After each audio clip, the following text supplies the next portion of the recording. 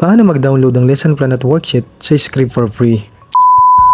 Halos lahat naman tayo ay pamilyar sa Scribe.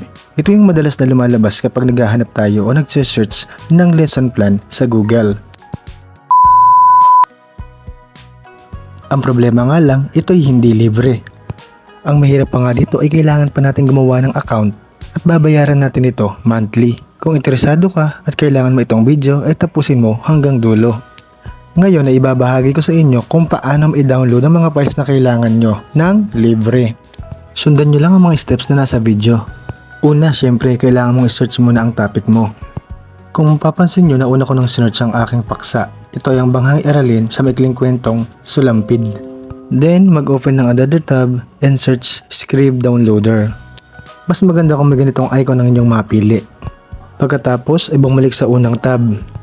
I-copy ang link ng na-search mong paksa.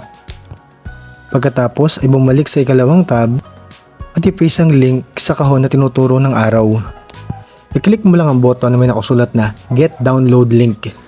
Magantay ka lang ng ilang segundo hanggang sa ganito na ang lumabas sa iyong screen, then click Download PDF. Then wait for another 10 seconds hanggang sa matapos i-compress ng computer ang files mo. Pagkatapos ay antay ka lang uli ng ilang segundo hanggang matapos may process ang iyong documents. Pagkayari may process ang iyong documents dahil lalabas ang ganito, compress completed, piliin lang ang download. At yun, may lesson plan ka na. Salamat sa panonood, please like and share. Yun lang, bye bye.